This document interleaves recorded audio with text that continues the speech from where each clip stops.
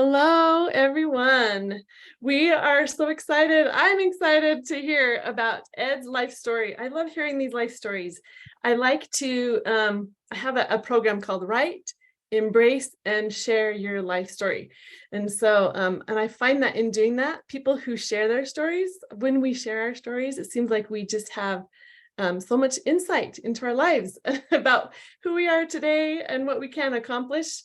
There's so much in these stories. So I asked Ed if he would share his. I'm not a therapist or a life coach, but I know a lot who are. I'm a certified mentor. So that's what I do with the Thriving Singles community, is that I collaborate with people like Ed, public speakers, and there's therapists and life coaches and doctors and whatnot, people who have life experiences they can share. There are also people who don't have these types of credentials who still have a lot to share with us. So that's what we're going to hear from Ed. He has gratefully, he's accepted this invitation tonight to share this with us. I will tell you this too. The topic, the theme for tonight is master your life's, wait, I have to remember that what it is. Master your life's creations. Is that what we called it? Master your life. It was something like that. basically how you can learn to recognize and rewrite the old beliefs that rule your current creations. Love it. Okay, so that's what we'll be talking about, some of that as well. And the reason why we're doing it this way is because Ed is going to tell stories and his experiences and what has brought him to knowing about these things and how he can help us. And so here are some facts about Ed. I posted these on Facebook. So for anyone who did not see, I will tell you, I'm going to read the list of Ed. Okay, so Ed has.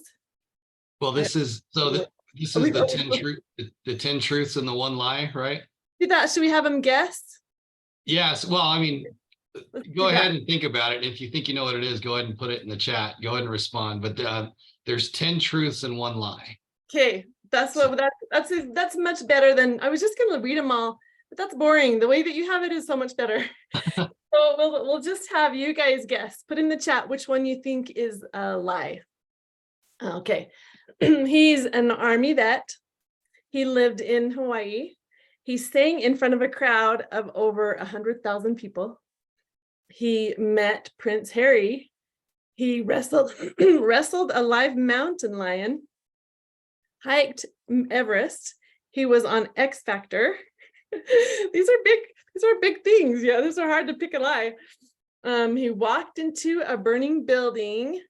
He delivered 8 babies, and he's writing a book. Now, I didn't count them. I don't remember. I think you might have sent me a couple more. Anyway, so there, what's 10 or however many I listed. Can anyone guess which one of those is not true? Oh, and Nellie, welcome. Okay, let's see. Delivered 8 babies. Everyone's guessing now. Let's see. Mountain lion. Oh, Cassie knows the answer. Yeah, Cassie knows the answer. Delivered 8 babies. Okay, so did you not deliver 8 babies? How many kids do you have? I've delivered 8 babies on the job as a firefighter. Okay. And a paramedic. So I've delivered 8 babies. That's the truth. Okay. Okay, keep going. What else? Who else do you think? Do you think that he sang in front of a crowd of 100,000 people? Or that he oh yeah, you guys said he wrestled a mountain lion. Okay, so the one that is not true, Cassie, tell us which one.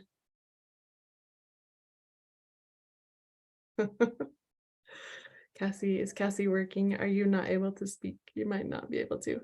That's all good. No, so someone guessed mountain lion. I did wrestle a live mountain lion. I did. And there's stories behind each of these, but yes, I actually. I was thinking that we tell all these stories.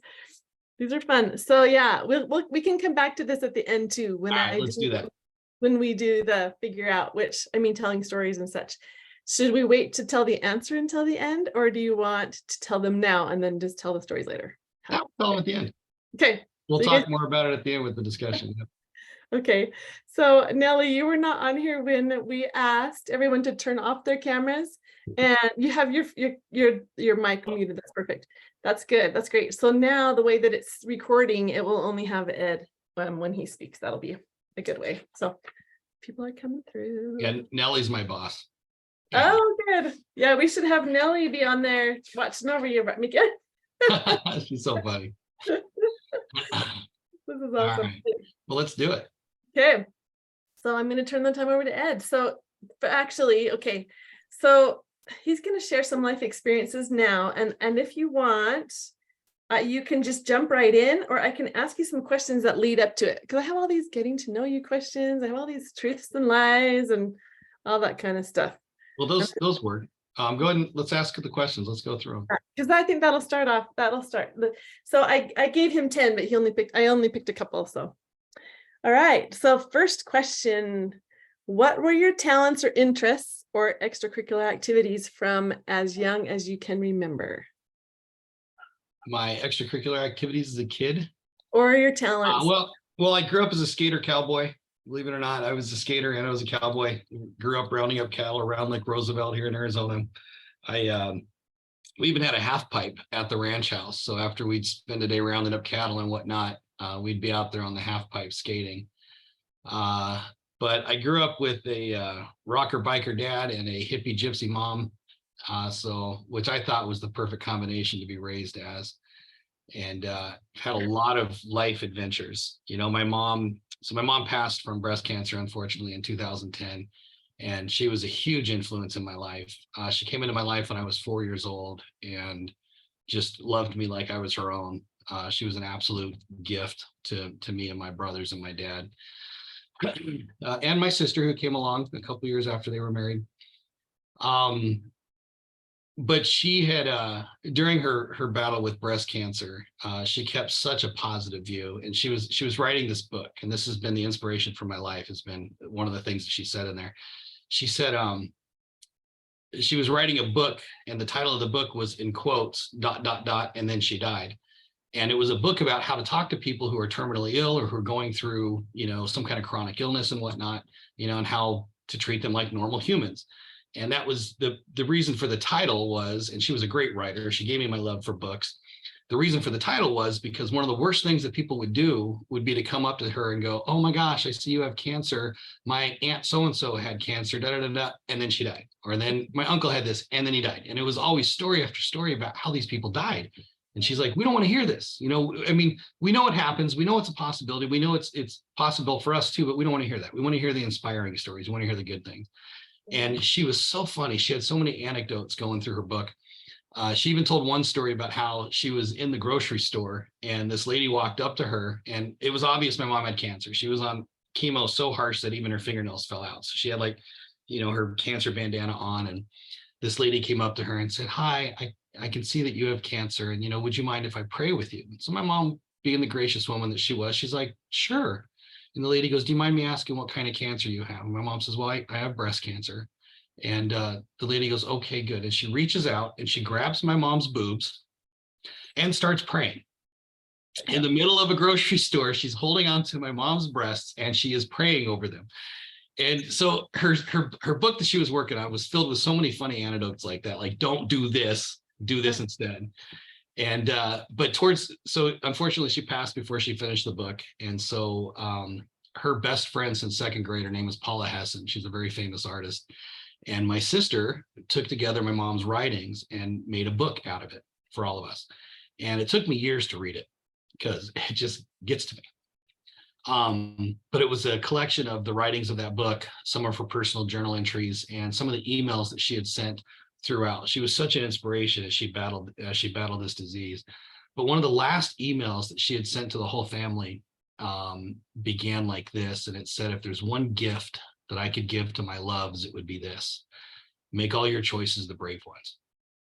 And I remember reading that and going, my God, that's why I am the way I am. She taught me to be that way. And I looked back on my life, and not all these choices were easy, you know, and that she goes on even to explain what that means to make all your choices the brave ones. But she had raised all of us kids that when we were faced with decisions, that it was most likely the bravest of those choices that was the best route to take. Sometimes it was an easier path, sometimes it wasn't. Most of the time it wasn't, to be honest with you. But when I was faced, and some of the times they're not even, neither of them are bad decisions, but whichever one I think took the most bravery was the one that I tried to do.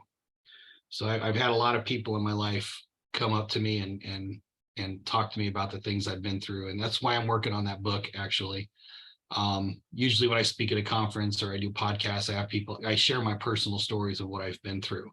And I do that not because I'm trying to talk myself up, but because I'm just a normal person. And if I can get through half the stuff that I've been through, there's no reason for anyone else to give up. There really isn't. And that's what I try to instill in the stories. And I had a gentleman come up to me after a conference once, and he goes, and it's pretty typical after a conference, people want to come up and talk to you. And it's one of my favorite times. That's why I like the interactive. I like talking to people one-on-one, seeing what they got out of it, seeing how I can get better at giving. And he said, Mr. Cunningham, he goes, you've been so successful at everything you've done. Like, it's amazing. And that's so rare. And I looked at him and I said, look, I have to apologize to you. Because if that's what you got out of what I said today, then I'm not being clear, because I have yet, not once in my life, have I ever achieved a goal that I set out to achieve. And he goes, well, what do you mean? Like you're successful, you're wealthy, you've owned businesses, you've done this, you've done that. Da, da, da. I said, I've done a lot of things, but I've never once achieved a goal. And a lot of us kind of get stuck in that whole, we're focused on a goal. And because of that, we miss out on all the other opportunities around us.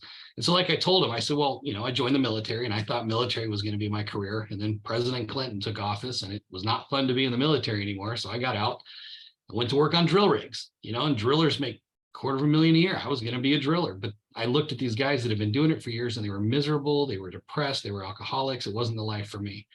And so I went and I explained to him how each part of my life, even though I felt inspired to pursue that, I never achieved the apex of that goal. But instead, along the journey to try and achieve that goal, to work towards that goal, I learned more about the man that I am, the man that I wanted to be. And then my goals would inevitably switch. And there's nothing wrong with that.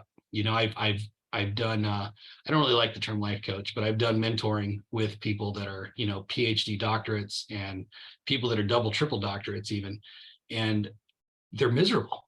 And I'm like, well, why are you doing this? Oh, I got my doctorate doing this, and I realized I wasn't happy doing it, but I already got all this time and money invested in it, so I'm going to keep doing it. And I'm like, why? Yeah. Like, just quit, go get a job as an Uber driver, oh, I can't do that. I'm too far into this. And it's like, why would you choose to keep being miserable just because you spent so much time being miserable? And so, and I'm sure we all know examples of people that are like that, people that are just, they're 5 years into their medical program or their doctorate or whatever, and they're realizing it's not the route they really wanted to do, but they're so far invested in it, they just keep going. Yeah. We get like that so often in our life. And one of the things that I learned, and I learned this from my mom, it's probably the gypsy heart of my mom, was that it's okay to change course at any point. No matter how long you've been on a road, it is absolutely okay to change course. Even if you've done it for 20, 30, 40, 50, 60 years the same way, it's okay to change course. And that's kind of been the whole juxta of my life, has been that. Changing course. Yeah.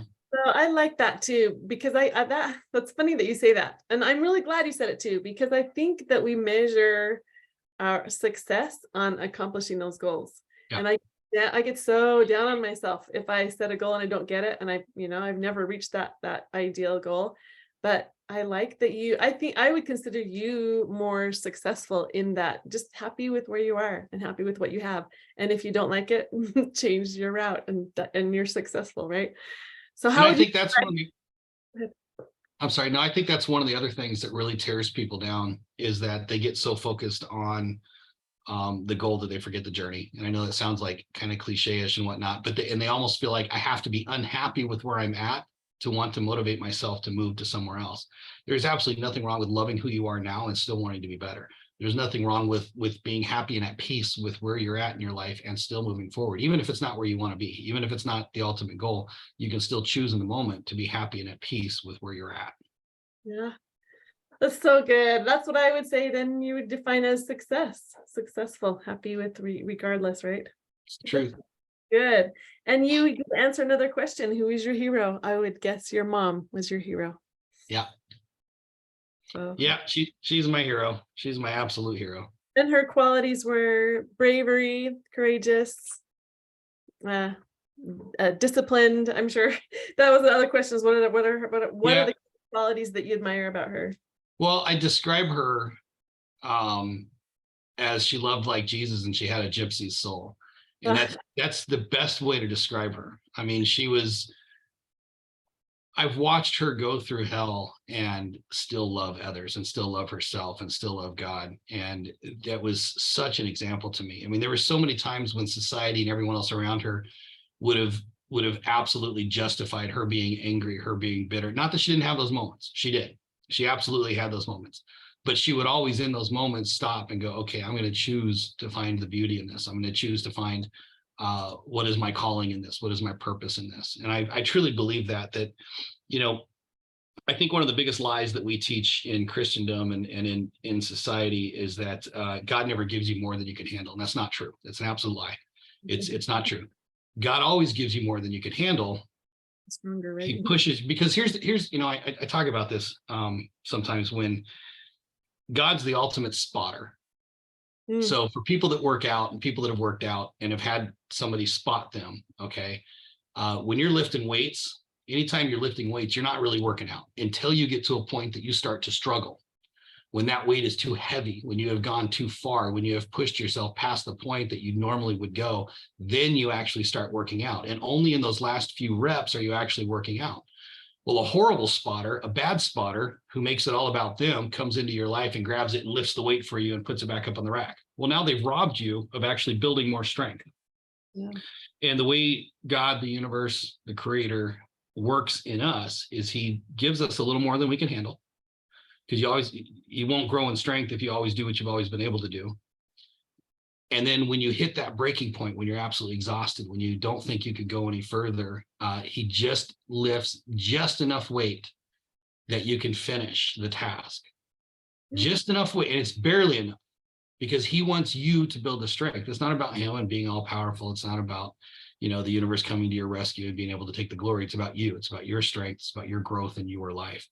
And yeah, I think too many people look for and they pray for the relief of the weight completely, that someone's going to come in and just take it off their shoulders. And that's not what's best for us. That's not what's best for those in our lives and us as a people. Yeah, that's so good. Think about that. That's a good way to think about it. So I have okay, so you mentioned a book. If you were to, or you are writing a book. I was going to say if you were going to write a book, but you are. Tell us what is the title, and what is the subject? Tell us about your book. So it's the title's kind of funny. You know, it's in kind of an homage to my mom, but it's called Lawn Chairs and Margaritas is what I'm working on. And it sounds funny at first, but the reason for it is because my mom once in front of me shook her head and she goes, son, your life is just one of those lives you want to pull out a lawn chair and a margarita and just watch. And so it just makes sense that the collection of the things that I've been through, the traumas that I created in my own life and that were gifted to me, that it's called Lawn Chairs and Margaritas. Yeah, it's again an honor to my mom, which it goes along with her sense of humor too, because again, the name of her book was going to be ... and then she died. She's a great sense of humor. That's awesome. So yeah, and I love that you said, "Oh, go." No, you're good. I was going to say I actually really struggled with this book, because it's a collection of the things that have been in my life. There's been people that were part of some of the hardest parts of my life when I was a child who are also some of the best parts of my life and became some of the best examples of becoming an amazing person.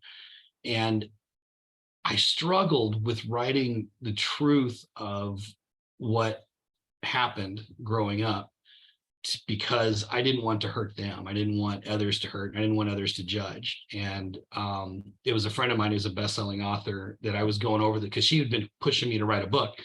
And I'm like, I can't. She's like, you just got to write it. And I'm like, I can't because of this. And she goes, you know what your problem is? And this is great advice for any writer out there, anybody that wants to be inspired to write. She goes, your problem is you're trying to write a finished product. You're constantly thinking about a finished product, and that's not what a writer is supposed to do. That's what an editor is supposed to do.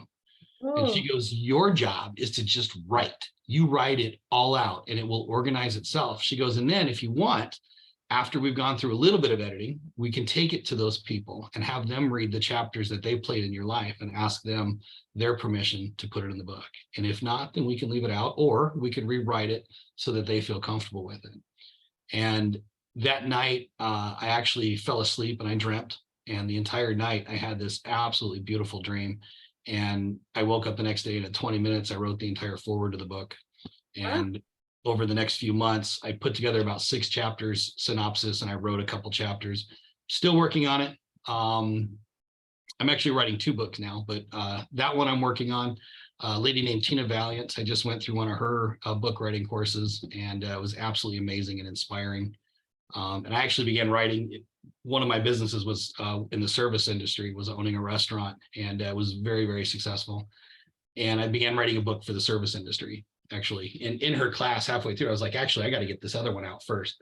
So I started working on that. I don't have a title for it, but it's basically, are you crazy enough to own a service business? And it's a good book filled with great stories and anecdotes as well, lessons I learned in that took me to the top of my profession in restaurants. Cool. Now I'm dying to hear your stories. So if you want to, because well, if you want to read the foreword, I don't know if that would give us a hint about what the book is about, or if you just want to tell some of the stories, some of your favorite stories in the book. You and I talked about a couple of things before we started. If you want to tell any of those, and the reason that actually, let me lead Sure. you Did into. you? Go ahead. No, go ahead. You go ahead and lead. Yeah, but I'll read the forward if Okay, nobody yeah, let's minds. do that. But I guess I'm wanting to let you know my intention is to let us know. So I'm just interested in how all of these, what are these experiences that have led you to doing what you're doing today and who you are today? You mentioned that you had a lot of challenges, a lot of trials that really tried you, and that from those, I love that you said these traumas that I created for myself and that I was gifted. I love that. Because a trauma, I never thought of a trauma or a tragedy as gifted. So I want to hear some of those things. That's what I think others might want to hear too. If you're up for hearing, just telling as much as you want to tell of your Ooh, story. sure. We can get into some deep stuff or You don't stay have. surface, but So no, whatever I've you're comfortable with, for sure. Whatever you're well, comfortable. I'll start with one of the greatest changing points in my life. I just gotten out of the military. I had gone through my first divorce. I wasn't married that long the first time, but I'd gone through my first divorce, and I had made some dumb financial moves, and I ended up homeless, living in a car. I had to sell my nice truck, and I bought this little tiny Volkswagen Fox, and I had to live in it for about 4 months while I got on my feet. I was working 4 part-time jobs. I was a delivery driver. I was a security guard. I was a bouncer. I was doing direct sales with a company called Equinox, and I was living in this ugly little Volkswagen Fox, and it was in Utah. And I would drive up Provo Canyon at night, and I had a sleeping bag. It was a really nice sleeping bag, and I would zip it most of the way up, and I would turn on the heater until I was almost sweating, and then I would quickly turn the car off and zip it all the way up, and then I would sleep as long as I could until I was freezing, and then I would turn the car back on. And that was how I lived for about 4 months, just trying to get on my feet. And it was humiliating. It was humbling because I had had a job since I was 8 years old. When I was a kid, I started my own paper route. I was talking to my dad one day. He thought I was joking, and I'm like, Dad, I want a job. I want money. And he goes, well, go get a job. And he was just being funny with me. And so I started thinking about it. I went to a friend of mine and I said, how do you make money? Because I knew he had money. And he's like, oh, I have a paper route. So he gave me an 800 number to call. I called it. It was the Arizona Republic. And they mailed me a little book with a script on how to sell door to door. And I went around selling door to door. And so one night I'm sitting there, or one night my dad wakes up at like 4:30 in the morning because he hears some clanging going on I'm 9 years old at the time, this time. And he hears some noise in the kitchen. He goes out there, and I'm out there making myself a bowl of cereal. And he goes, Eddie, what are you doing up? He goes, you need to go back to bed. I go, I got to go to work. And he goes, what are you talking about? And I go, I got to go to my job. And he goes, Eddie, you don't have a job. And I go, yeah, I do. He goes, what's your job? And I go, I got to deliver papers. And he goes, what? And so he didn't really believe me, but he took me the first time. He got me in the car, and he followed me, drove me over there a couple streets up to the house where all the papers were delivered. And he was like, okay. So he helped me fold the papers, helped me do my deliveries for a few days while I learned the route. And then I went off on my own. But I had had a job since I was 9 years old. I mean, I went from working there to gutting houses with my uncle from the ages of like 10 to 13. He would buy these old homes that were beat up, and me and my cousins and my brother would go in and rip out all the carpet and tear down walls. And then 13, I started working in restaurants, and then left for the military. So here I find myself homeless, unable to provide for myself for the first time. And it is absolutely humiliating for me. And I was good at talking in front of people. And so I had this company that would pay me in the afternoons. I would come in, and it was a network marketing company called Equinox. And I would come in and I would stand up in front of the whole crowd, and I would talk about the products, talk about this, talk about that, answer any questions. And then they would pay me $25. So it was like, I would have money to eat. So I was doing that as a part-time gig as well. And after one of the meetings where I stood up, this guy comes walking up to me wearing like a Hawaiian shirt and shorts. And he says to me, he goes, so how long you been doing this? And started talking, answered his questions. And he asked me a few questions about why I was doing it. And then he said, where do you live? And I said, I live just around here. And he goes, the hell does that mean? And I said, honestly, I live in my car. I said, I'm trying to get back on my feet right now. And he goes, what? He goes, you don't look homeless, because I had a shirt and tie on. I mean, I looked professional. And I said, well, you got to do what you got to do. And he's like, well, nice to meet you. And the owner of the office comes up to me afterwards. She goes, oh my gosh, you got to meet Bill. And I go, yeah, seemed like a nice guy. And she goes, no, that was Bill Gould. And I go, okay. And she goes, that's the owner of the company. He's the billionaire that owns the company. And I was like, cool. I didn't care who someone was and how much money they had. I cared that I didn't have any. He had called her and said, hey, when I come back in town, I want to sit down and talk with that kid. And so he kind of began mentoring me. And he was very gruff, very blunt, which I admired and respected. And he gave me a list of books to read. And the first book, he said, you have to read this book first. He goes, and you have to read it twice, actually. And he goes, because this book will help you unlock your entire belief system and all of the agreements and beliefs that rule your thoughts, and your thoughts that rule your actions, and your actions that rule your creations. And he says, until you can unlock your belief system, you will never be able to actually change your creations. And he said, too many people focus on the creations that they have, either the negative or the positives. And they focus on fixing the creations rather than why they created those creations in the first place. And that actually made sense to me. So I read the book and I started going through it. And so here's the truth. 4 Agreements, right? The 4 Agreements, yeah, by Don Miguel Ruiz, one of the absolute best and most simple books on growth and change. And I began diving into my book of beliefs. So here's the synopsis of it, and this is what absolutely changed my life. When you're born, one of the other greatest lies that almost every single one of us is taught, and almost every single one of us believe, and almost every single one of us live, is that we're not perfect. I'll never be perfect. You'll never be perfect. Nobody's perfect. It's said in several ways, but it's all believed in the same way. And it is an absolute lie. The truth, the absolute truth, is that we are all perfect. We were born perfect. We're still perfect. However, we were taught flaws, and we live those flaws, and those flaws cover the perfection of who we are underneath. And that's not some cliche thing. When you actually start to understand the truth of what I just said, there is some extreme power behind that. And you begin to look at the things that are in you as the flaws, the things that were taught to you. So I use this as an example all the time when I'm speaking, and I'll ask you this. What's the first thing a baby does when you hold them up to a mirror? Reach out to it, right? Okay, that's one of the answers that people usually give. No, so yeah, smile, laugh, giggle. That's what a lot of people say, or they reach out. But a baby does one thing before. And if you watch a baby when you do this, what the baby does is they make eye contact with themselves and they connect. And then they give themselves love. And that usually comes out in the action of love or giggling or smiling or whatever. They recognize themselves and they give and receive themselves love right then and there. We are born perfect that way. But what starts to happen is your parents immediately begin to teach you how to communicate. They teach you language, body language, facial expressions, and then eventually the actual verbal language, sounds, and what those sounds mean. And we even language is an agreement. The only reason you and I can communicate through words is because both of us agree as to what words mean what things. That's all it is. It's just agreements that you and I both happen to have. We could literally take a flashlight and look at it and go, hey, we're going to call this a fluggenugget from now on. And as long as we both agree to that, whenever I said, hey, can you grab me the fluggenugget? You know what I'm talking about.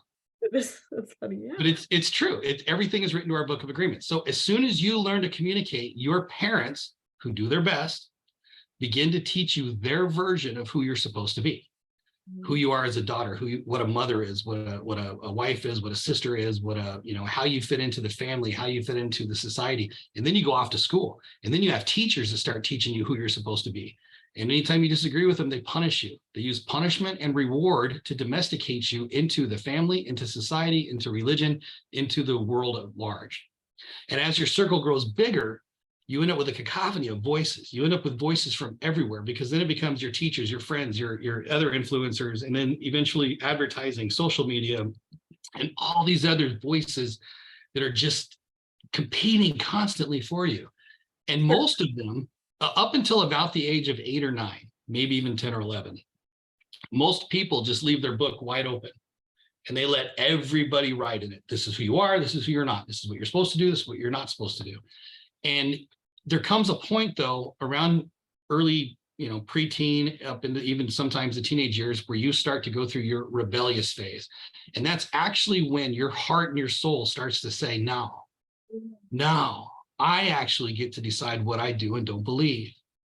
And depending on how severe the influences are on you, they will either beat you back into submission, or you might actually break free of that. But even most of the people that break free of that, they are still lost, and they are still ruled by the earliest of the agreements that were written into them. And most people will spend the rest of their life trying to prove that their book, all the rules that are in their book, is the most correct book. And they seek out other people that believe the way they believe. And we call it the crab bucket theory. They want everyone else gathered around them. They feel safety in numbers when everyone's gathered around them. And so they go out and gather everyone else that believes the way they believe. Right? Very few people, unfortunately, truly try to master themselves by going back and seeking truth only, regardless of how deep-seated their beliefs are. Very few people ever go and actually pursue truth. One of the worst things I ever heard Oprah Winfrey say was, you should just believe in your truth and your truth and your truth. No, you should pursue truth. Absolute truth, with the humility to accept what truth really is, not try to convince God what truth should be. Which is what you look at our society nowadays, that's what everybody's doing. Everybody's going, well, I want to believe I'm the 172nd gender on the planet. And so I'm going to go find other people who believe that way too, and and it's absolutely ridiculous and asinine. And it is a mental health crisis here in America. So I began working on my beliefs, and I'll go a little personal here. So one of the things about your beliefs is that you write them at the age that the trauma or the event happened to you and you processed it. So at the age of 23, when I read the 4 agreements and started working on my life, I was struggling sexually. I was struggling with, even when I was with a woman that I loved, even that I really cared about, and I made love to her, I felt off afterwards.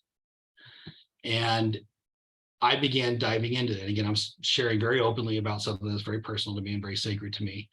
And one of the things that happened to me was that between the ages of about 4 and 9, I was molested by a woman, a family member.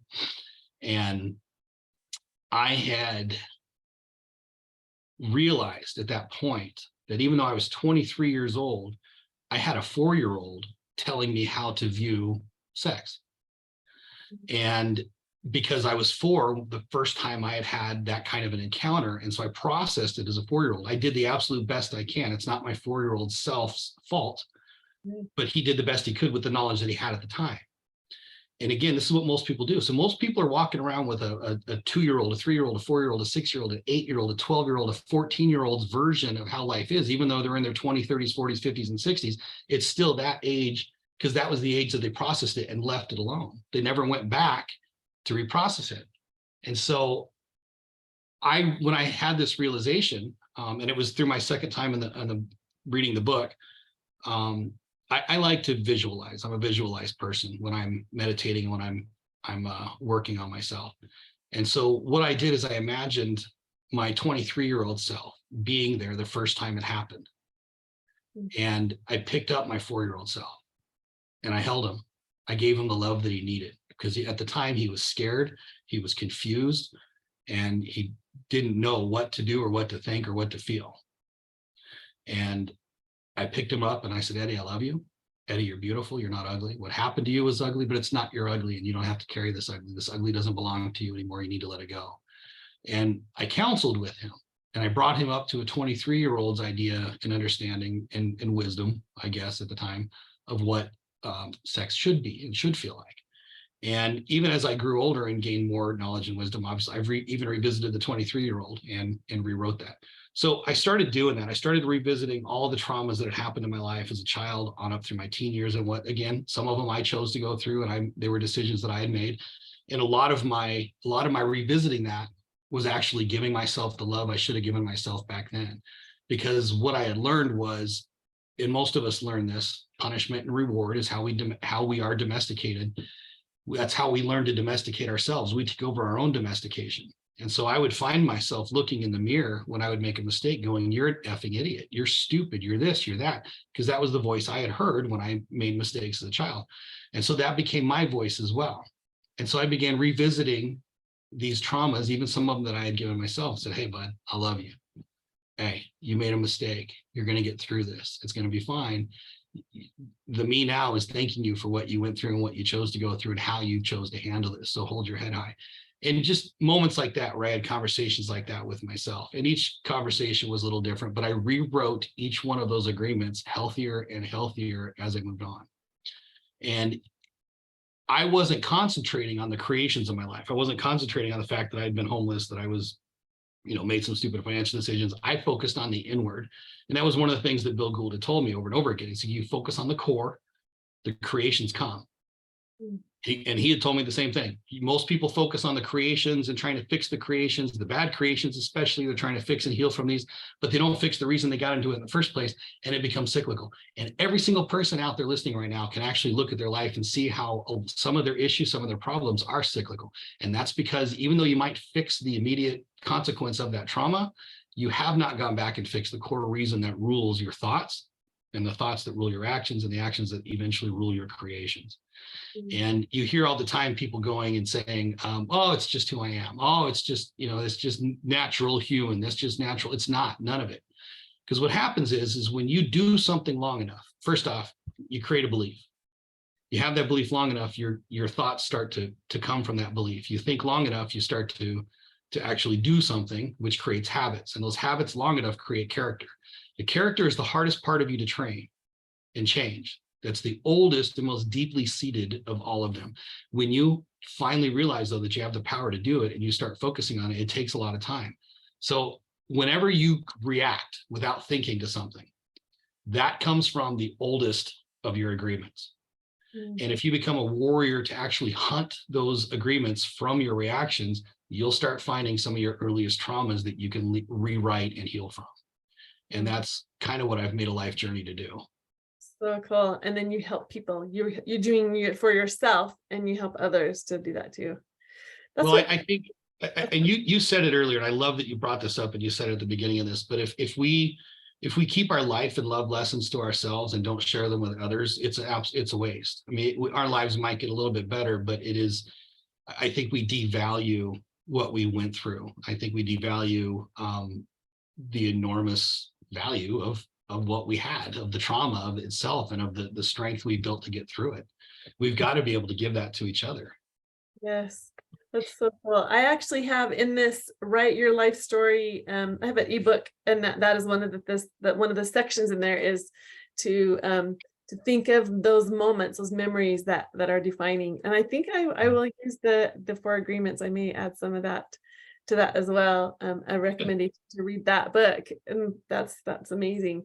So what is interesting that you said that I've never thought of before is, so I've done EMDR, and I know you mentioned that as well before our call. that's just going back into the memory of the instance where you speak, in your mind, you think of that child in the situation, and you, like you said, you talk through it. But the thing that you brought up that is so powerful is what happened before that. What was it that caused you to come up with that answer, that coping mechanism or whatever? That's the part that would be, I think, most powerful. But I think you might need a therapist to help you, a hypnotherapist to help you dive into some of those thoughts. But anyway, that's cool that you can do that. That you can come up with those. Do you do it by yourself for Yeah. you, or do you need help with a therapist to help you guide through those thoughts? No, I mean, I've had, so like when I first, again, back to 23, I had one of the elders in my church ask me if I wanted to go see a therapist that specialized in psychosexual traumas. And I said, sure, I'm willing to seek knowledge. And I went to this guy. I did 3 sessions with him, and I had already read the 4 agreements. I'd already been working on myself. And I remember him going, and by the 3rd session, he goes, man, he goes, you've got a lot to unpack in there. He goes, look, this is what we're going to do. He goes, usually these kinds of traumas take about a year to really work through. He goes, so what we're going to do is we're going to recall, because I couldn't remember who had touched me at the time. I didn't remember I didn't remember everything that happened. I remembered some of it, but I couldn't remember for the life of me who it was. It was very, very suppressed. It was very, very deep. And that's the thing, is you don't have to actually dig up everything in order to let go, in order to heal, and in order to rewrite. That's a big misconception that a lot of therapists unfortunately have, and they drag people through utter hell that people don't need to go through. And some people do, most people don't. And that's what he wanted. He was like, oh, we're going to do this, we're going to do that, we're going to do we're going to do hypnotherapy, and we're going to remember every single thing that happened to you, and we're going to talk about who did it, we're going to figure it out, and then we'll either confront them and it was weird. He went on for like probably 6 or 7 minutes, and it was like he was getting excited. And I remember looking at him like he had grown like 3 heads or something, because I was like, dude, you're freaking nuts. And he goes, and I go, I don't have to do all that. Yes, you do. It's the only way you're going to get through this. You have to bring it all to the surface. And I said, no. And I go, I don't have to do that. And he goes, well, what are you going to do? And I said, I'll forgive him. Yeah. And he goes, what? And I said, I'm going to forgive them. He goes, you don't even know who it is. And I go, it doesn't matter. Because forgiveness isn't about saying that what happened is okay. Forgiveness is saying to yourself and the universe that I'm no longer going to let this rule my life, rule my agreements, rule my actions, and rule my creations. I'm going to give it up. And it didn't matter who had done it to me. It didn't matter what had happened to me. It had been years in the past. And we have 2 amazing gifts as humans. They're beautiful, beautiful gifts that we use as torture chambers. And it's memory and imagination. And we use our memories, and then we take our imaginations, and then we create fear and anxiety and anxiousness and depression and all these other things that we don't have to have. None of those are necessary for our growth on this planet, but we use our memories and we use our imaginations to continue being afraid of things that haven't happened to us in a long time, because they might happen again.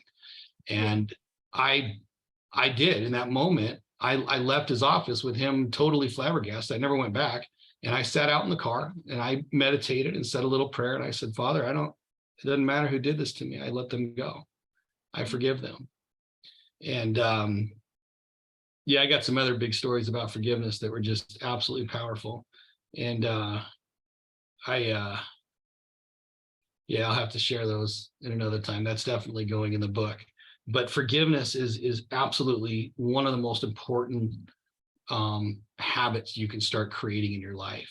With the power of forgiveness, and not just the atonement, but self-forgiveness as well, you can overcome anything, absolutely anything, no matter how deeply seated and powerful it is. And it has to start with that forgiveness, because forgiveness is the seed of love as well. And that's the second part of healing and growing, is love. Learning to love yourself is so paramount. And again, that's one of the flaws. That's one of the perfections that we had when we were born, was we loved ourselves. We were unconditional in how we loved ourselves. No baby ever looked in a mirror and went, oh my God, I'm fat. Look at these rolls. No, they just loved themselves, and they loved you, and they loved everyone that held them, and they just loved. And we let others take care of them. That's Well, but we were taught to be flawed. We were taught to judge ourselves and others, and we were taught to withhold that love and to use it as a transactional thing. And there's, if we got time, there's one of the other books that Don Miguel wrote that I absolutely love is called The Mastery of Love. Okay. And in it, and this is one of the most powerful analogies and stories, even though it's very simple. And he calls it the magic kitchen. Okay. And he says, imagine your house, the perfect house, the beautiful house that you've always wanted to build. It's the perfect house for entertaining, for friends and family to come over at any time. And he said, imagine in the center of this house is this beautiful magic kitchen with a big, great room and a big place for people to sit around and eat.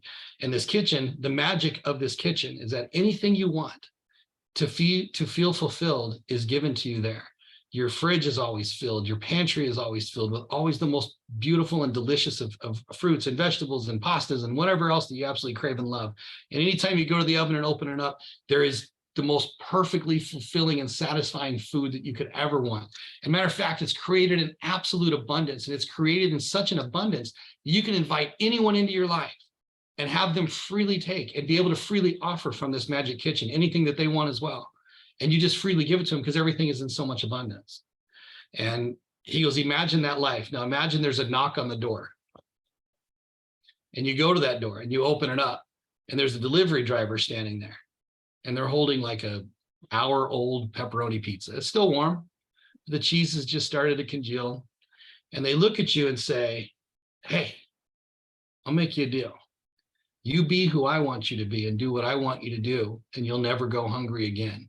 You can have as much of this hour-old pizza as you want, as often as you want, but you have to do what I say. You have to be who I tell you to be and act the way I tell you to act. Do what I want you to do. With the abundance that you have from your magic kitchen, you're going to be like, no, I don't need hour-old pizza. I got plenty. Matter of fact, I can give you some of mine. What would you like? And they'll say, no, I'll be back. And they leave. Then you imagine that something happens to that kitchen, something small. Doesn't matter. It starts small. It could be big, but the kitchen starts to break. It's not producing like it was. Slowly, you start to run out of things. Slowly, the food's not as good. It's still okay, but it's not as good. And over time, eventually, that kitchen starts to grow cold and dark, and it stops producing. And you run out of the abundance, and you run out of the food, and you begin to be hungry. You begin to need, and you begin to want. Then you hear a knock on your door. It's been weeks and maybe even months since you've eaten, since you've been able to partake out of your own kitchen. You open that door and that hour-old pizza is going to look good. That's so true. Same person's going to be standing there with a smile on their face going, look, you'll never have to feel this hungry again as long as you be who I tell you to be, do what I tell you to do. And most people will begin to partake. And they begin to get into those kinds of relationships and they begin to feel that fulfillment, even though it's just table scraps, because their own kitchen, their own ability to love and give love unconditionally to themselves and everyone else around them is gone. It's dark and it's cold. And it takes work to heal that. It takes work to fix that magic kitchen, but you can get back to a point where you are living in abundance, to where you don't react to other people. And instead, when people act towards you, you stop and choose how to act. And, you know, it's funny. One of the one of the best examples of this is I was on a date about 4 or 5 years ago. And we were at this place to go play some pool, and the pool, there was only 2 pool tables, so it was taking a while. And we waited for about an hour and a half for the pool table to open up. We went over there, we started playing. We played one game. So it was me and my date, her sister, and her sister's fiance. We played one game, and this big old boy comes around after the end of our first game, drunk as heck, and he goes, it's my effing table. And I go, no, we've been waiting for a while. We just played one game. Why don't you go back to your buddies and we'll play a couple more. We'll give you the table. And he goes, F you, it's my table. I put my quarters up here. It's my effing table. And he starts walking around. And I go, look, this is an elementary school where the biggest, ugliest guy on the playground makes all the rules. I said, now, how about I buy you a drink? I'll buy you and your buddies around. And you go back to your table. We'll play a few more games, then we'll give you the table. And he goes, F you. And he comes walking around the table. I go, all right, stop. I go, before you make a decision you can't take back, I want you to pay attention to something. I said, your heart rate's up, your breathing's up, which means your adrenaline's pumping, which means you're scared. I said, now I'm just talking to you. I said, my heart rate's not up, my breathing's not up. So either I'm too stupid to know what's about to happen, or I know what's about to happen and it's not going to go well. So now I'd rather just buy you a drink, have you go back to your buddies. We'll finish playing and we'll give you the table. But I respect your right to choose what you'd like to do. And it was kind of funny because he stood there like, at first he was like angry, and then he was kind of scared, and then he was kind of confused, and he just went through all these emotions. And I just stood there until his buddy came over and grabbed his arm and started pulling him off. And of course, you're like, F you, as he goes back to the table. But the thing was, is I had learned a long time ago not to react, because most people, when someone gets approached like that, they start to get up, they start to get amped up, they meet their energy. Everybody starts raising their energy till it explodes, and people always end up getting hurt. And the funny thing was, though, because of how I treated him, you know, I wasn't being scared, but I wasn't being aggressive. And actually, I was being kind towards him, no matter how unruly he was getting. About 10 minutes later, he came back over and apologized. And we got along the rest of the night. Yeah, it was that we shook hands. He actually kind of gave me the bro hug, you know, and he's like, man, you know, I appreciate that. I just had a bad day. And I was like, yeah, don't worry about that. And that's, if we could all learn to be less reactive and more proactive in who we want to be, and not take things personally, which is one of the 4 agreements, our interactions and relationships with each other would just skyrocket, and there would be so much peace on earth. That the thing is everything, every one of these breakdowns that we're going through as a society is caused by this inability to control yourself and love yourself first and foremost. If everybody just started focusing on unconditional love for themselves and forgiveness for themselves, which is where the unconditional love starts, all wars would cease. All strife would cease. We'd be able to handle the real problems like homelessness and hunger, and we'd be able, it would be just a totally different society. And that's why when Christ was on this earth, that's what he taught over and over and over again. Love, forgiveness, love, forgiveness. That was his absolute, those are the words he said over and over and over again. And it does. Unconditional love starts with the forgiveness, but that's one of the hardest people we have to forgive. Yeah, it's so true. Okay, so I want to recap, but then I also want to open up in just a minute for anyone else that has any questions. Yeah, we still haven't figured out what the lie is, have we? Oh, that's right. We have to do that. Okay, we'll do that in just 1 minute. So I will recap, or you can recap if you have it written down. I'm just so I get it in my head. You can correct me if I'm wrong. How about that? Okay. So, and I didn't take notes. I usually take notes, but I was just engrossed in what you were saying. So in mastering our life's creations, if you were to give us steps, I would say loving yourself first and foremost. Love yourself, love and forgive yourself. And that might include going back into your memory of your tragedies, or maybe clearing up some of your childhood traumas, and then maybe recreating some of your messages. Is that, would you say that as well? Like your what did you call it? Messaging, your agreements. That's what you called it. Anyway. Yeah, your agreements. No, so I mean, if I were to really, again, read the 4 agreements, and I'll tell everybody that if you go out and get the 4 agreements, I'm going to give you the same advice that my mentor gave me years ago when I bought the book. It was actually funny. So the guy's a billionaire, and he keeps these books in the trunk of his car and in his briefcase. And he goes, you know, normally I give this book out for free. He goes, but I'm going to make you go buy your own book. So here I am, a homeless 23-year-old kid living in a car. And he goes, I'm going to make you go buy your own book. And I just went, okay. And he goes, you know why? He goes, you know why I'm going to make you buy it? And I said, why? He goes, because you're broke. He goes, you are broke, and $9 to you is going to, if you spend your $9 on that, you'll actually get more out of it. Mm-hmm. So I did. So I went out as soon as I got my next check, I went and bought the book. His advice to me was this: read it twice. He goes, the first time through, he goes, just read it all the way through. It's only 90 pages, and you don't have to read it all through in one sitting, but read it all the way through. He goes, in the book, there's going to come moments where you're going to have memories come up for you. And those are moments where something happened in your life where you created an agreement or a belief that began to rule your thoughts and your creations. He goes, this is important. He goes, this is the most important part. When that happens, your first time through, you need to show honor for those things, show gratitude for those things, and then set them aside. Don't work on them. Don't try and rewrite them. Set them aside. If you do it this way, it is 10 times more powerful. So you train yourself. When the memory comes up, no matter how traumatizing it is, you honor it for coming up, you show gratitude for it for coming up, and then you just set it aside. Go ahead and finish the book. You'll have lots of moments in the book when those are going to come up. The second time through, in the exact same places, those same memories are going to come back up. once you've already been through the book and you have an understanding of it, when you go back through the second time, when they come up, you will start to reprocess and rewrite them. And again, my version of that was to meditate and picture myself at that age, visiting my younger self and talking to myself and counseling myself. Other people, it's journaling. Other people, it's talking to a therapist through it, or a trusted friend or mentor. And that's another bit of advice I'd love to just throw out there real quick is when someone gives you advice, look at their life.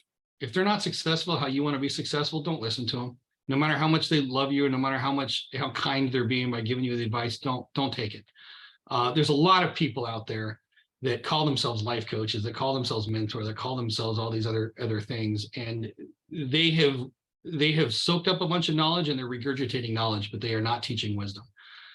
Be very, very picky now moving forward on who you let in and who you let write into that book of agreements. The only person that should ever write in that book of agreements is you. Anything that's offered you, any knowledge that's offered you, should be filtered through you first before it goes into that book. And as you begin to master your old traumas, you will begin to process everything that happens to you in healthier ways. There's actually a whole nother level to this that's absolutely amazing. Once you've worked through your traumas and rewritten your agreements, life takes on a whole different view.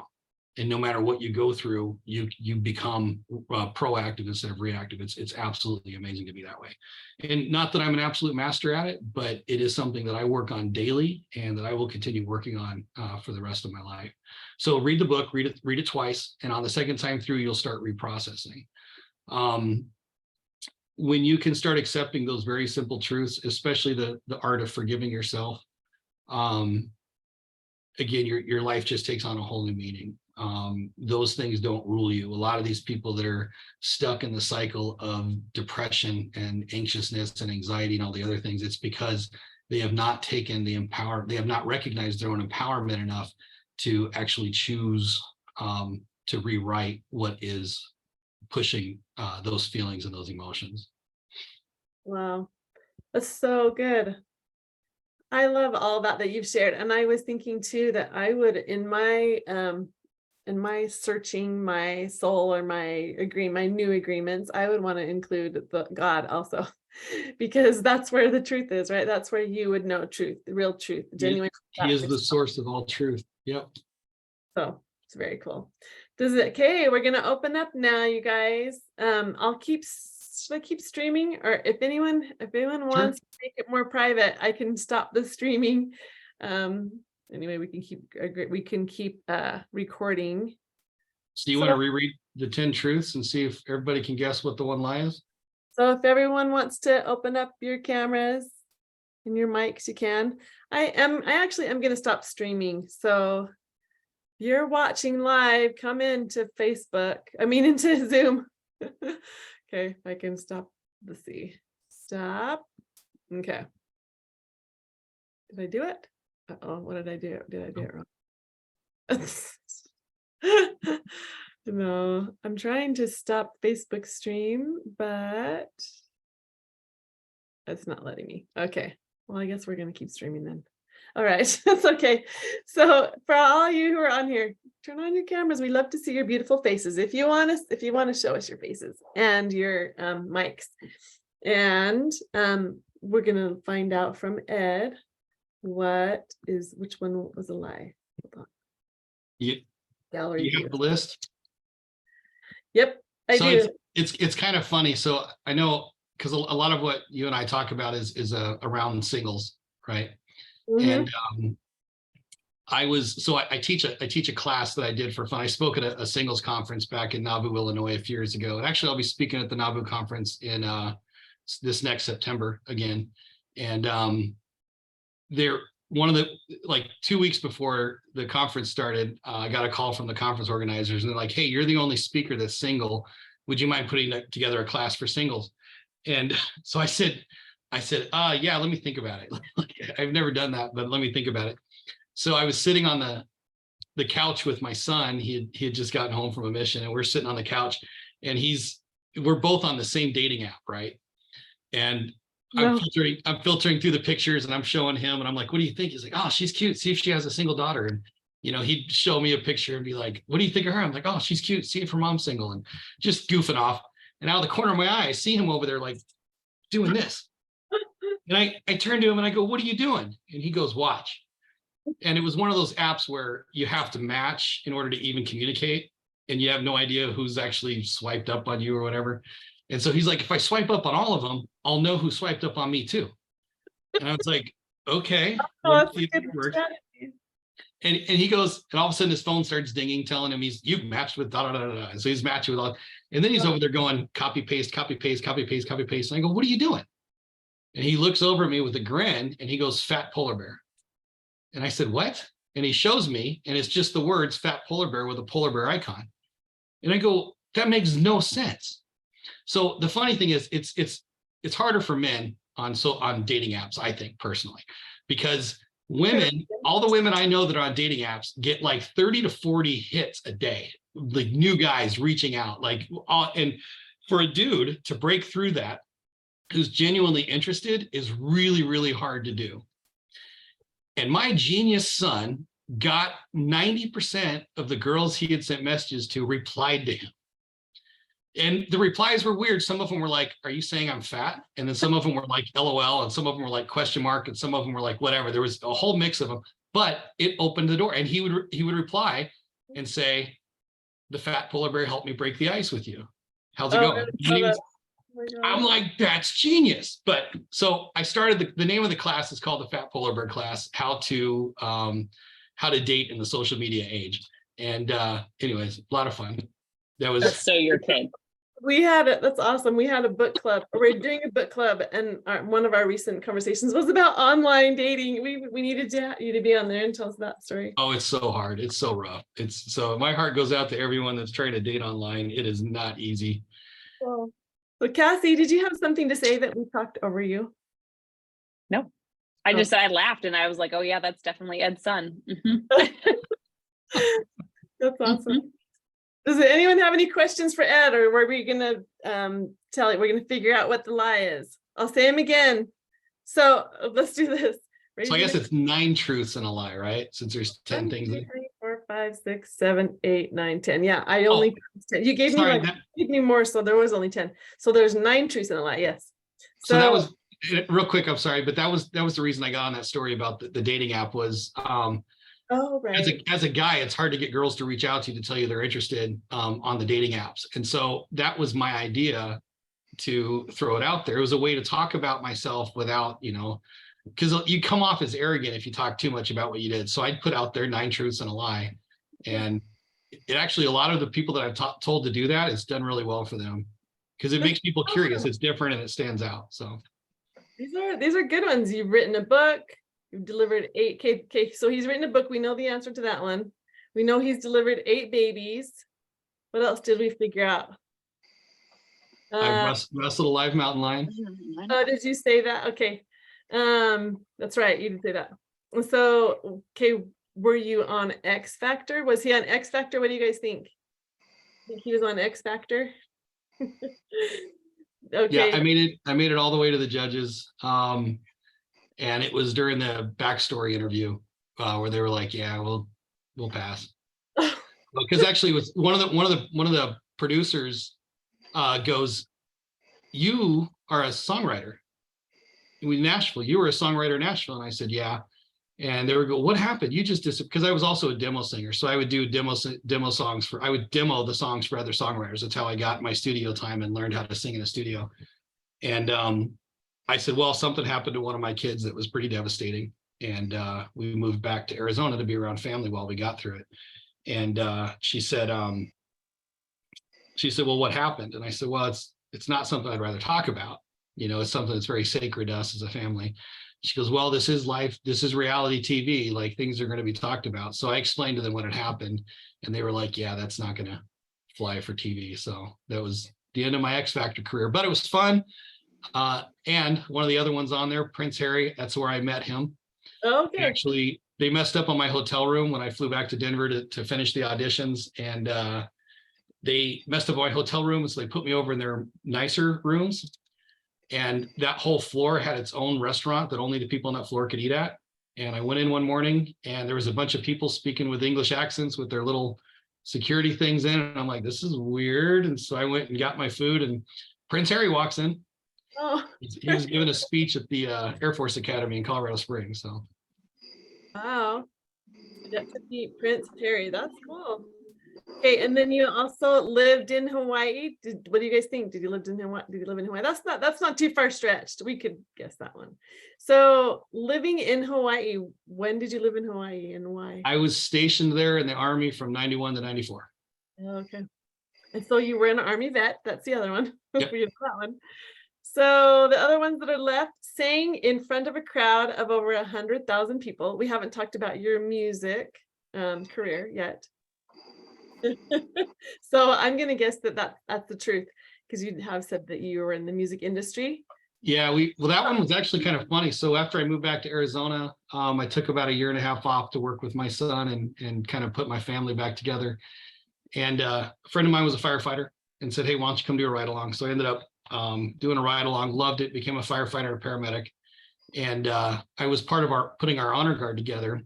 And we were doing one of the large NASCAR events here, which is, I don't know if you've ever been to a NASCAR event, but it is an entire city of people that go there. And we're getting ready to present the flags. And the announcer comes up to us and goes, guys, I'm so sorry, but the guy that's singing the national anthem isn't here. We're not sure what we're going to do. And I said, I'll do it. And he goes, what? And I go, I'll do it. He goes, have you ever done it before? And I go, it can't be that hard. Let me try, which me being a dork, but he's like, okay. And so we made up the whole thing. We're going to do our little event. We're going to cartwheel the flags and everything. We'll come to a stop marching, set the flags. And then he was going to hand me the microphone. And I started singing completely a cappella in front of 100,000 people. That's where I sang. And it was funny because as I started singing the whole honor guard line, you could see all their heads turn and look down at me. Like, what the crap? And I belted it out. That's a song I've sung, I don't know, hundreds of times. And I love singing the national anthem. I've sung it here at hockey games and football games, and I love doing it. Until you took your mom's advice, whatever you do in life, take the brave route, right? Make the brave choices. Yeah. Brave choices. Okay, so the last one, he did not hike Mount Everest. That's the last one left. Is that Yes. it? Nobody's going to. You're gonna have to cross that one off your list. Or Yeah, add it to your truth. So I was supposed to do it 2 years ago. I've lost quite a few friends to cancer in the fire service. And one of them, Austin Peck, was a Goodyear firefighter that passed away. And there was a group of us, we were carrying his helmet up to base camp. And unfortunately, a couple months before we were going, my gallbladder exploded and I ended up in the hospital for a little while.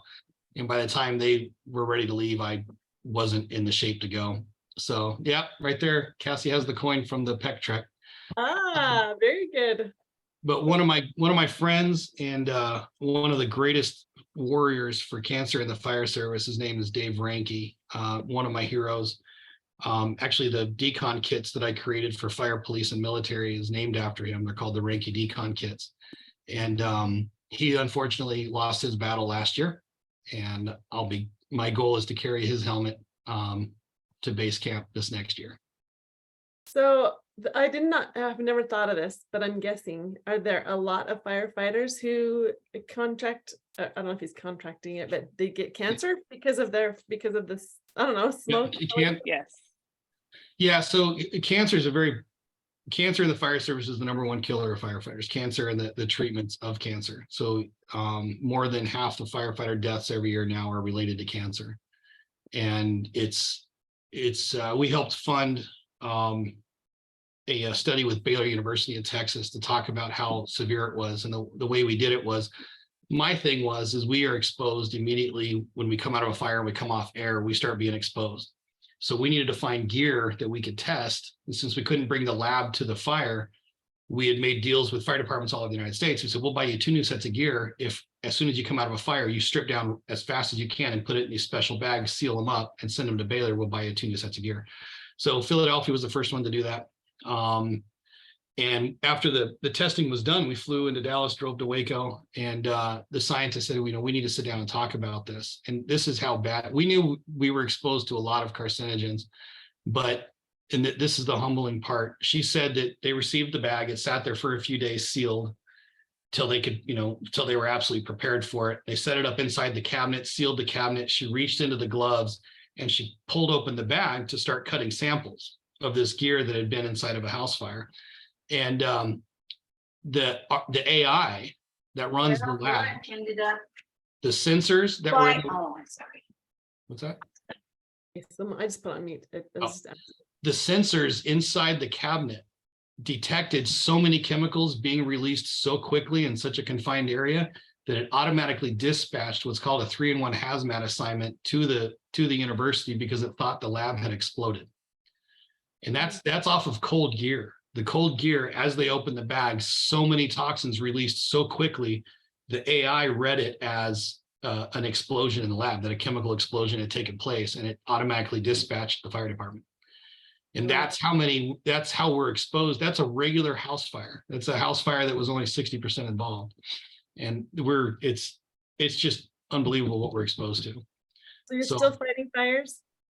Me, no, I retired from the fire department and opened up a sub shop called Firehouse Subs, and had that for a while. I actually sold that about 1 month ago. The sale finally closed on that. And I went on a 5-week motorcycle journey across the US, did about 6,800 miles total.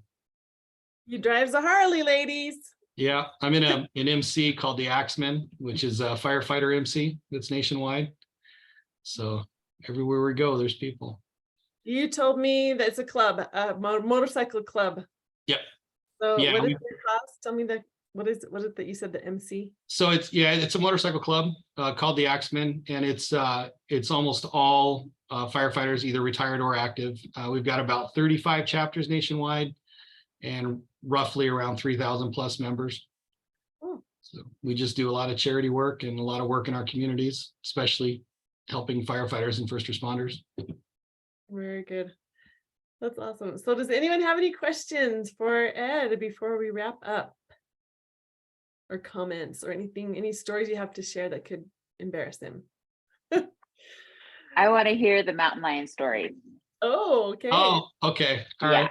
I want to hear the mountain lion story. So when I was in Hawaii, I met this family that was on vacation. They vacationed in Hawaii every year, and they basically adopted me, and absolutely fell in love with them. We kept in touch and were good friends throughout the years. They lived in Ohio, and they were the top dog breeders of German Shepherds in the United States. And they were ranked worldwide for German Shepherds, Rottweilers, and Dobermans. They had a really big ranch out there. And her dad was a veterinarian, actually. And so people would bring them hurt animals all the time. And one time these hikers had found a mama mountain lion that had been shot and killed by poachers, and the poachers had broken the legs of the cubs. And so the hikers brought them to her dad. They were able to nurse them back to health, do the surgeries. Unfortunately, one passed away, but one of them did survive, but it took almost 2 years for, his name was Bebe, to be healed. And by that time, he was too tame to be released back into the wild. So they detoothed him and declawed him. And the first time I went to visit them after the military, the mom, her name is Maysil, was like, now look, Ed, we love you. However, if Bebe doesn't accept you, you're not welcome in the family. And I go, Bebe, who's Bebe?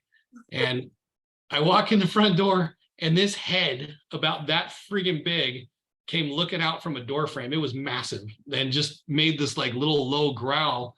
And I'm like, okay. And he came up to me, started sniffing me, and then just looked up at me and then just pounced on me and started licking me. And so for about an hour after that, him and I were running all over the house, wrestling with each other. He was just like a big house cat.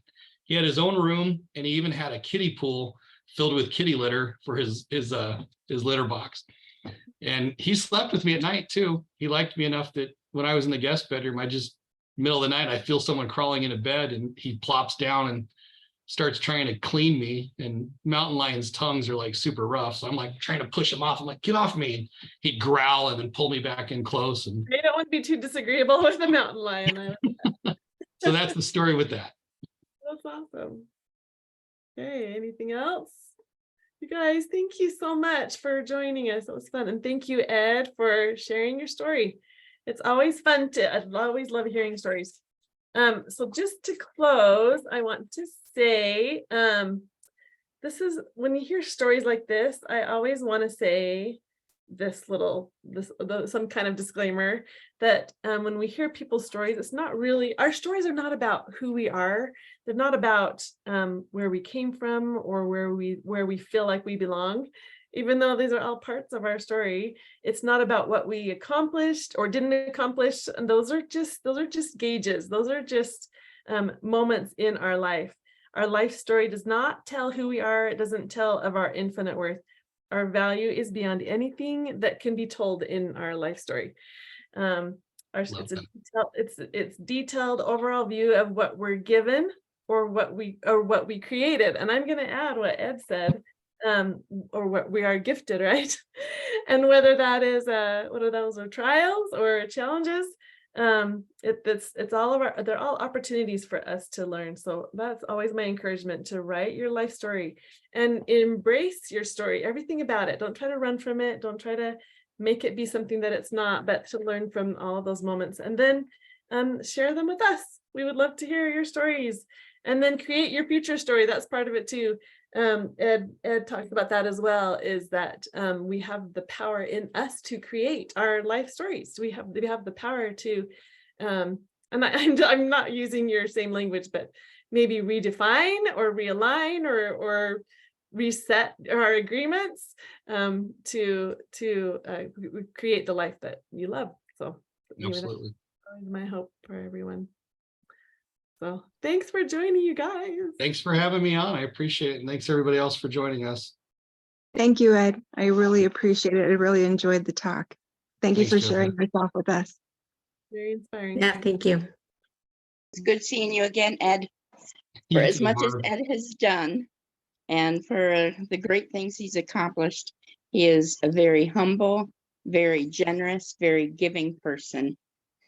We met back in Nauvoo in 2018, and he rescued a young lady at a car rental place. They didn't have Oh any my cars gosh. for her, and he Oh, changed his schedule so that he could bring her to this conference in Nauvoo, and it's just That was very a funny open. story. Sat there at the house with us, just shared. And Ed, you changed my life just by being you, by accepting me and encouraging me to be who you saw that I was. And I couldn't see that at the time, but I read the 4 agreements. I've been working on myself. I can see it now. And my life is like totally different now. You hold a very special part in my life, in my heart. Love you, Barb. Thank you. love it. Yeah, that was actually a funny story. The lady she's talking about that I flew into the airport in Quad Cities, and it was, I totally kind of forgot about that, but she there was this, I went over to get my rental car, and there was this gal sitting over there, and she was really upset. And I walked up and said, "Are you okay?" And she said, she goes, "Oh, man, they had a rental car. I'm supposed to be in Nauvoo, tonight, and blah, blah, blah." And I said, "Well, are you going for the conference?" And she goes, "Yeah." And I go, "Well, I've got my car. Do you want to just ride with me?" And she was like, "Are you serious?" "Sure." And so, I said, "We could figure out a ride back. I don't know what day you're coming back, but we could figure out a ride back." So we get in the car, we're driving. It's a 2-hour drive down to Nauvoo. And she goes, the whole way there, she's like, "Oh my gosh, I love these singles conferences. I've been to 7 of them, and this is that and that. And I always get something out of it. And I love the speakers, and it's so much fun." And I said, "Oh, cool. This is my first one. I've never been to any kind of singles events." And she's like, "Oh, well, you're gonna love it. And some of the speakers are really cool, and blah, blah, blah. And there's this one speaker I can't wait to hear from." And I'm like, "Who's that?" She goes, "His name's Ed Cunningham." She's like, like, I've only heard a couple of things of him do, and da da da da. And she's going on and on and on. And she's like, "I can't remember what it is he talks about." And I said, "Recognizing and rewriting old agreements and controlling your creations." And she goes, "Yeah, that's it. Have you heard of him?" And I go, yeah, I've heard of him." And she just went on and on and on. And finally, I don't know, it was probably like 40 minutes later, we were just talking about something else. She goes, "I never got your name." And I said, "Ed Cunningham." And I put my hand out, and she looks at me and she goes, "Shut up." And I said, "Ed Cunningham." And she goes, "Shut up." And she pulls up her phone and she starts looking through, and then she sees my picture and she looks over at me. Then she punched me in the arm. Atta girl. Yeah. And then we got to the house, we found her house, and that's where Barb was. And then we all sat there. I don't know, we sat there for a few hours, and all of us, we had the most amazing evening and conversations that night, just talking about life and being single and how much dating is rough. And Yes, we had a lot of fun. It was an absolute pleasure meeting you, Barb. very cool. Thank you for sharing that, Barb. Does anyone else have any stories just to share with Ed to embarrass him? I mean, I could tell a story, but he wouldn't remember it. Yeah, tell us. Oh, you're so mean. No. You don't want to embarrass- I don't really want to embarrass him, so you can share. No. What you want to share. Go ahead. I don't know, tease- I'm just kidding. I tease him all the time because Ed and I have met I don't know how many times, and we started chit-chatting, and then legit I said, "Oh yeah, you remember when we met?" And he was like, "No." Seriously, for real? So I laugh at him and I joke. It's literally just that he has so much going on, doing so much, and he was helping so many people, and it was in such a huge setting that I'm like, dude, we've met like 4 or 5 times. And, But it was and always we've at had like a big charity event or yeah, and legit we've had straight like long conversations, hour-long conversations, chit chat, like texting conversations, and so I have to tease him all the time. When you're a celebrity, you just don't remember us little I folks. know. All right, no, well, that's exactly what I said. I'm like, I'm just a piano. It's okay. Well, he'll Love you, Ed. Love you too, Cassie. That's awesome. That's very cool. So Diantha, something to tell about Diantha to make her embarrassed, putting her on the spotlight.